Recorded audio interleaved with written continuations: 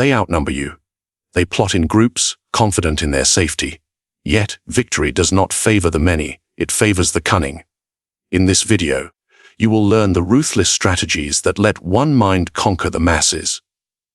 In the theater of power, numbers are an illusion, and safety is a fragile veil. The crowd believes strength lies in unity, yet unity is predictable, rigid, and vulnerable.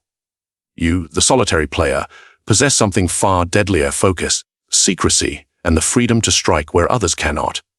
Today, we explore the cold calculus of domination, how one mind, disciplined and ruthless, can bend circumstances to its will while the multitude sleeps in complacency. The stage is set, the choice is clear: adapt or be consumed. They outnumber you, and that alone is meant to intimidate. The masses, by sheer volume, seem invincible. Yet, numbers are a seductive illusion, a cloak worn to hide their frailty. Have you ever watched a horde and wondered why the most disorganized, the most careless, still call themselves strong? Observe carefully. Strength does not lie in counting heads. It lies in the clarity of purpose and the decisiveness of a single mind. Consider the armies of antiquity. Hannibal, facing Rome, was outnumbered on every battlefield. The Roman legions were confident, disciplined, and terrifying in their numerical superiority. Yet Hannibal moved like a shadow among giants, bending strategy to exploit their complacency. He understood that the many, bound together by pride and structure, often stumble on predictability. And so, with fewer men, he achieved what the multitudes deemed impossible. Do you see the pattern? The crowd is never as wise as it thinks. Their strength is often a mask, and behind that mask lies vulnerability. Now, let us move from history to psychology. Why do numbers feel threatening? Because humans crave safety in consensus. We are taught to believe that a group is the bearer of truth, that the crowd cannot be wrong. Yet this is precisely the trap. The collective mind seeks comfort, fear of standing alone drives conformity, and conformity births rigidity. When you understand this, you hold a secret power, the power of anticipation. You can predict their motions before they are conscious of them. You can manipulate outcomes not through brute force, but through subtle alignment of their own misjudgments. Imagine the boardroom, the political caucus, or even the social circle. One dissenting voice is considered weak, yet one strategic mind, observing the motions of many, can guide, prod, or destabilize without ever raising its own flag. You do not need armies to conquer the outcome. You need insight, patience, and the courage to act alone. How many leaders have fallen because they assumed strength in numbers was absolute? Julius Caesar faced the Senate with fewer allies than enemies, and yet, through a mixture of cunning, audacity, and timing, he reshaped the destiny of Rome. He understood the fallacy that quantity equals power. Numbers breed arrogance. They breed overconfidence and a false sense of security.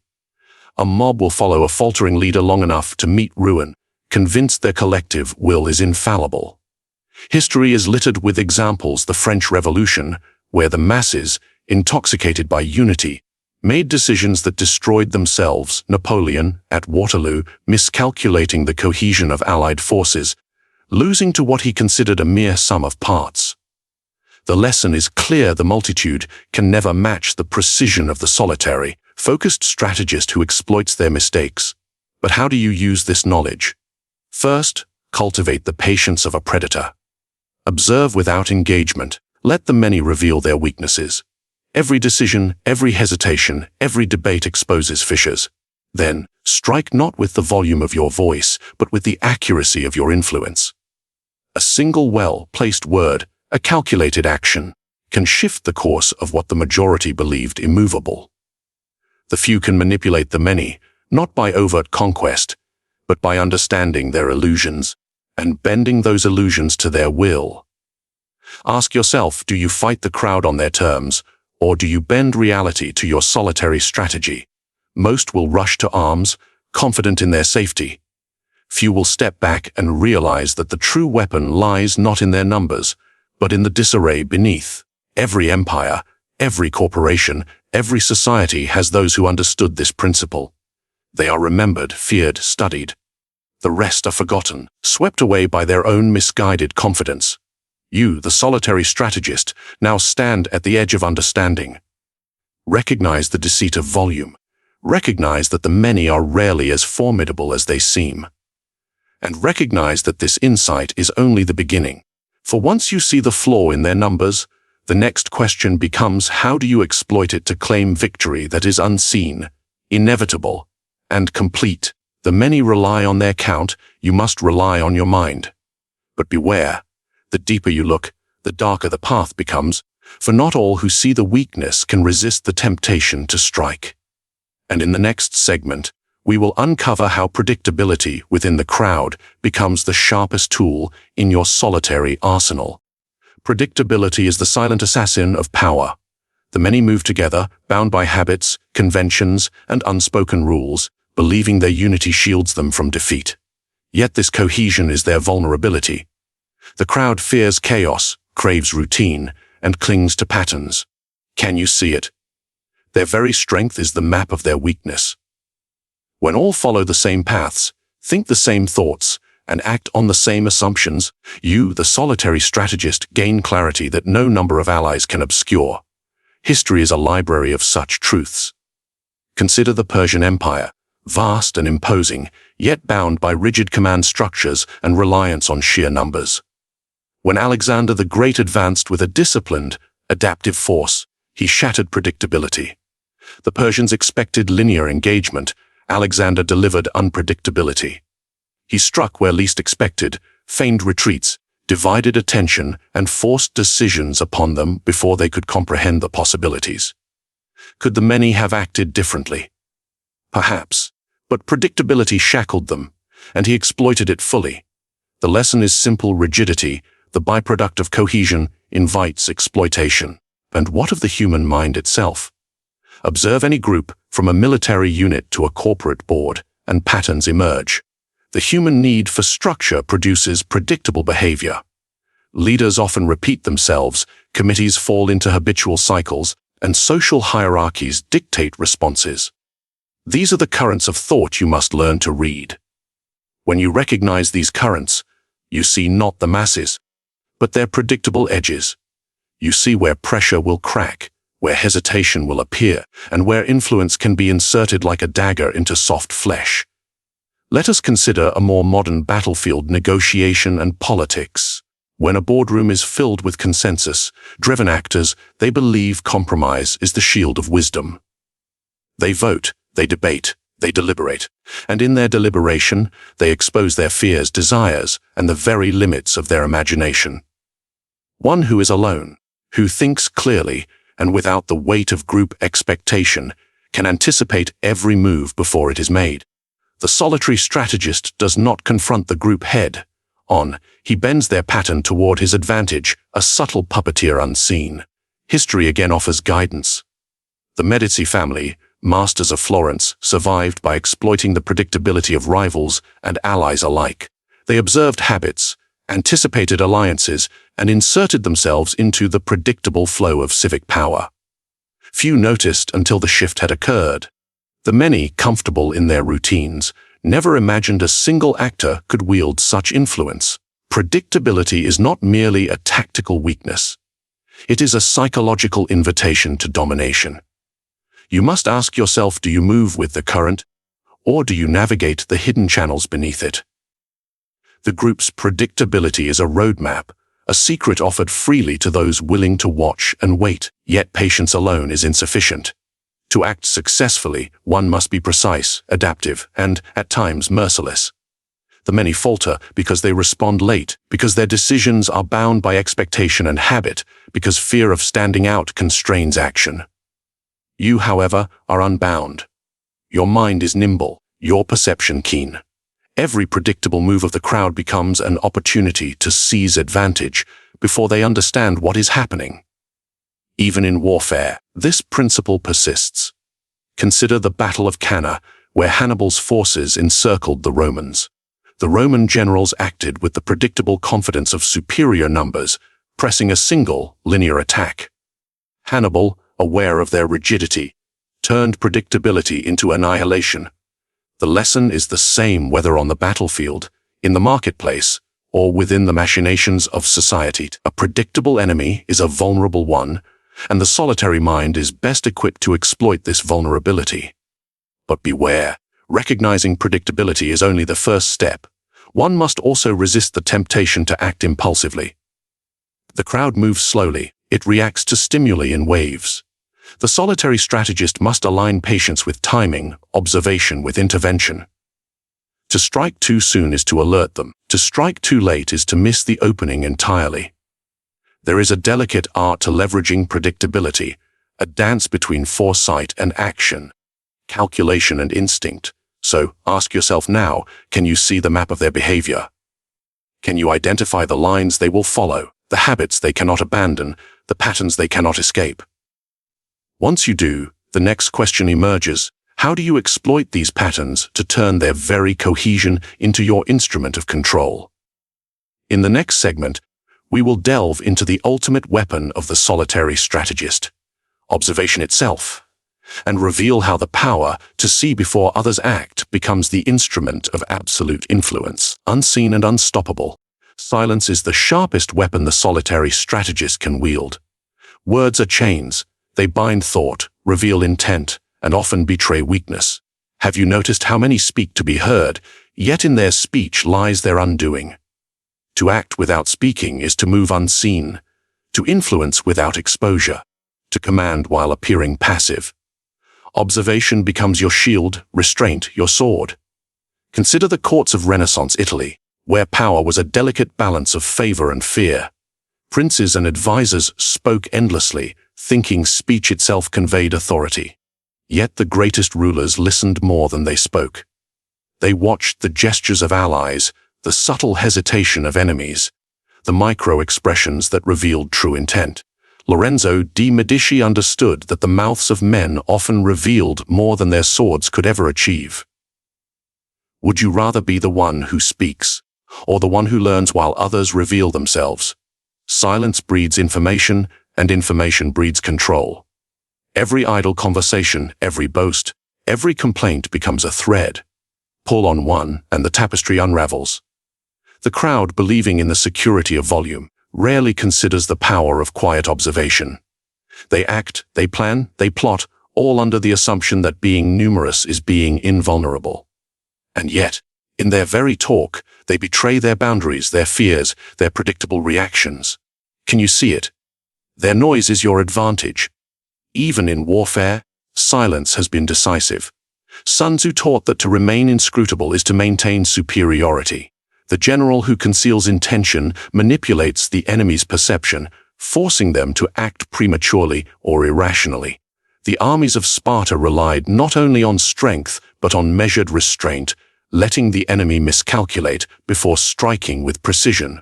To strike blindly is brute force. To strike with insight derived from patient silence is strategy perfected. Silence also cultivates fear. The one who speaks less is perceived as knowing more. Mystery is a weapon as effective as any sword or spear. Leaders who remain enigmatic unsettle their opponents, who project power even when they have few resources. Napoleon understood this instinctively. He often let rumors, movements, and ambiguity do the work his armies could not, keeping adversaries uncertain, cautious, and reactive. Are you using your quiet as a shield, or are you giving away your mind through unnecessary chatter? Yet silence is not mere withholding of words. It is the art of selective engagement. Observe when the many act, let their haste, their confidence, and their errors reveal themselves. Let them expose what they would hide from one another. A single comment, perfectly timed, can redirect an entire debate, manipulate a decision, or sow discord without ever appearing forceful. In silence lies the patience to act decisively when the timing is perfect and the impact maximal. History shows that those who spoke too much, too soon, often fell by their own tongues. Consider the downfall of King Louis XVI, whose constant appeals, reassurances, and declarations failed to disguise the weakness beneath the crown. Contrast him with figures like Cardinal Richelieu, who maneuvered quietly, allowing others to exhaust themselves in words, only to seize power decisively at the critical moment. Observation and silence gave him leverage that armies could not match. In human dynamics, silence allows the solitary strategist to perceive the invisible threads of influence. While the many squabble, boast, and argue, you map connections, identify leverage, and predict outcomes. Every reaction, hesitation, and glance becomes data. Every spoken word is a revelation if you are patient enough to notice it. You do not need to confront the masses, you need only understand them, and act when the opening appears. Ask yourself this: how often have you been ensnared by your own words, revealing more than your enemies ever could? How often have others moved before you were ready, because the noise of the crowd compelled them to act? In mastering silence, you reverse this dynamic. You gain time, clarity, and the ability to dictate outcomes while others stumble blindly forward. But here is the shadowed truth. The power of silence is not passive. It is lethal when coupled with awareness. The eyes that watch, the mind that calculates, and the hand that moves when the moment arrives. This is the formula of dominance few ever understand. And when you learn to harness it fully, you will see that the many, in their incessant chatter, are preparing their own defeat. In the next segment, we will uncover how deception intertwines with observation, how subtle manipulation, combined with your newfound mastery of silence, can bend the will of even the most confident groups, ensuring that you act unseen, unstoppable, and unchallenged. Deception is the currency of power. Without it, the solitary strategist is exposed, vulnerable to the machinations of the many. Yet most fear deceit, believing honesty to be a shield. How naive a truth binds lies liberate. To bend outcomes without opposition, you must learn the subtle art of guiding perception, shaping reality without ever appearing to act. Ask yourself if the many see only what you allow, who truly controls the board. History is rich with examples of the invisible hand.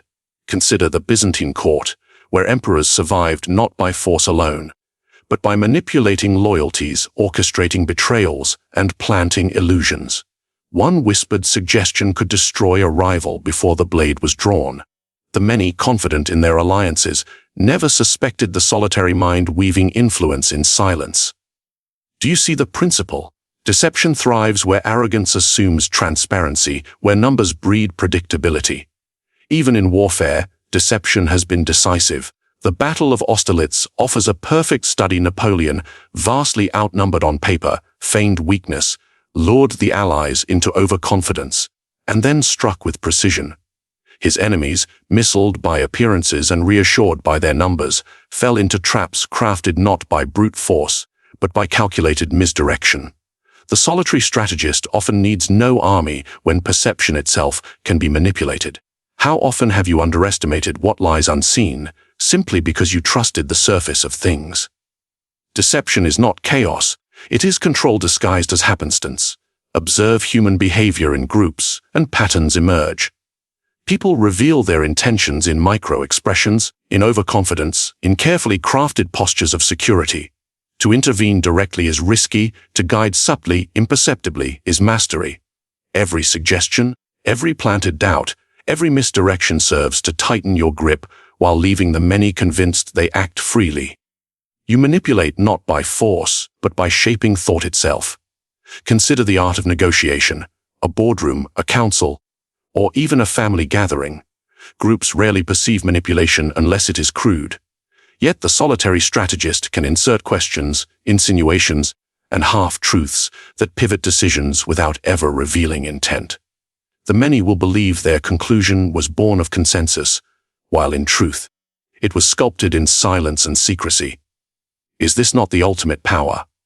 To win while leaving the defeated unaware of their submission. Psychology teaches that the mind craves patterns. We look for cause and effect, for clarity in complexity.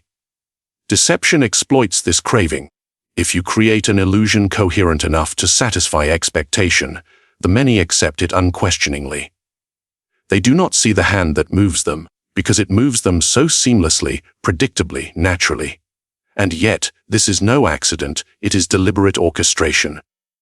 You must become both the conductor and the audience, guiding the music while allowing others to believe it plays itself. Even the greatest empires have fallen not by overt conquest, but by invisible manipulation. Consider the fall of Rome's internal dissent, cleverly exploited, widened cracks that armies could not repair. Rivals whispered in corridors, manipulated loyalties, and spread disinformation, all unnoticed by the crowd until the collapse was inevitable. Power is rarely seized by force alone. It is acquired by those who understand that perception is reality. Ask yourself, are you content to act openly, exposing your strategy to the masses, or will you weave influence from the shadows, shaping outcomes while remaining unseen? Deception is not malevolence for its own sake. It is strategy, the disciplined application of subtle pressure and guided thought. Every misperception you plant, every unseen hand you place on the scales, strengthens your position while leaving the many blind to the forces moving them. Yet beware, deception is a double-edged sword. To mislead without careful calculation is to entangle yourself in a web of your own making. Precision, timing, and subtlety are everything. The solitary strategist must know when to allow a lie to flourish, when to let truth emerge selectively, and when to strike decisively, so that the many never suspect the orchestration behind their choices. And so, having learned to observe in silence and shape perception through deception, you now stand on the threshold of the ultimate power, turning isolation itself into advantage.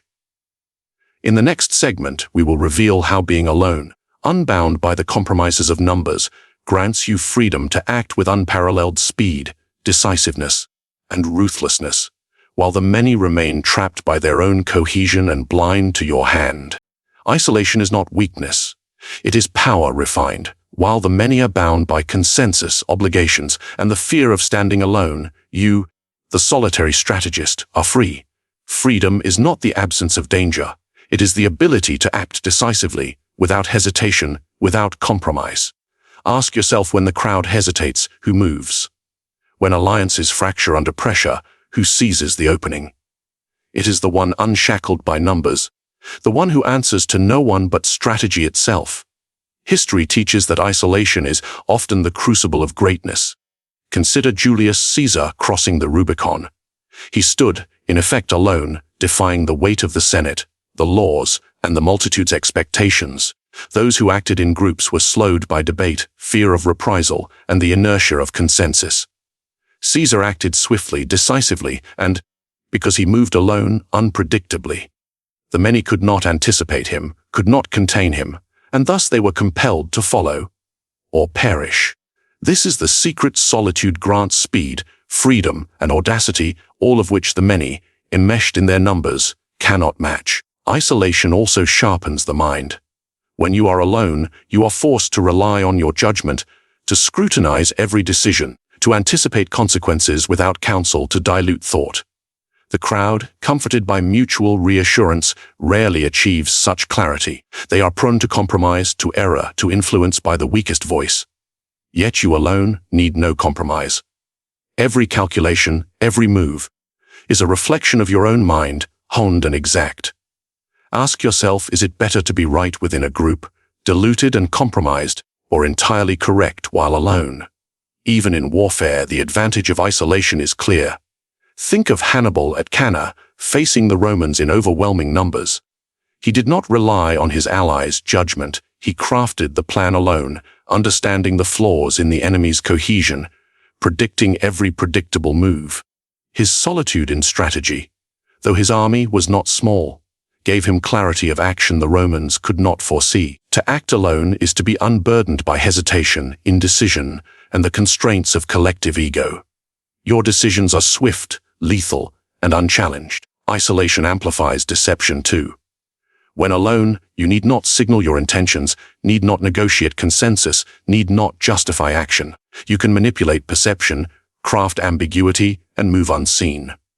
Consider the Medici, again, who often acted alone within the crowded halls of Florence, pulling strings while others debated, plotted, and revealed themselves. Isolation allowed them to act freely, to observe the reactions of the many, and to strike where opportunity presented itself. You, too, can exploit the inertia of the group while they remain blind to your presence. Yet solitude is not comfort, it is discipline. The mind alone must become both sword and shield. Without the distraction of chatter, alliances, or groupthink, you must anticipate, calculate, and act with precision. Every hesitation is magnified, every mistake is yours alone to bear. But therein lies the reward. The many, bound by compromise and expectation, are rarely capable of such focus. You become, in effect, a predator among prey, aware, decisive, and unchallenged. Consider modern arenas, corporate boardrooms, political movements, even social hierarchies. The isolated actor moves with the freedom the many cannot comprehend. They are weighed down by obligation, entangled in committees, and slowed by fear of judgment. You, free from these burdens, can act where others hesitate, seize what they cannot envision, and dictate the pace of events while they remain reactive. Isolation is the ultimate leverage. Ask yourself now, are you content to blend with the crowd, to compromise, to follow patterns, or will you embrace the solitary path? To act alone is to wield the power of clarity, speed, and adaptability. To observe, deceive, and strike with precision. The many will remain blind, shackled by their cohesion, while you, unbound, decide the outcome. And yet, there is one final truth: isolation is only truly powerful when paired with all that you have learned. The understanding of numbers, predictability, silence, and deception. Alone, you are free. Together, these principles make you unstoppable. In the next chapter, we will reveal how the solitary strategist can synthesize all these forces, turning insight into action and transforming isolation itself into the ultimate instrument of dominance. Where victory is not a chance, but inevitability. Power is most absolute when unseen. Control is not enforced. It is suggested, manipulated, drawn from the shadows. The many believe strength lies in numbers, in noise, in visible action. You now know better. Observe, predict, silence, deceive, act. Each principle alone is dangerous. Together, they render you untouchable. Do you see how the crowd acts against itself, how it lays bare its weaknesses without knowing? Do you feel the edge that solitude gives, the freedom that the many can never attain? This is the art of influence, bending the will of others while they remain blind to your hand. Every choice they make, every alliance they form, every step they take can serve your design. If you move carefully, deliberately, decisively. Now, take what you have learned. Comment below. Tell me where you will wield this insight. Subscribe and ensure you never miss another lesson in the quiet power of strategy. Share this knowledge with those ready to see what others cannot. Mastery favors the unseen. Will you seize it?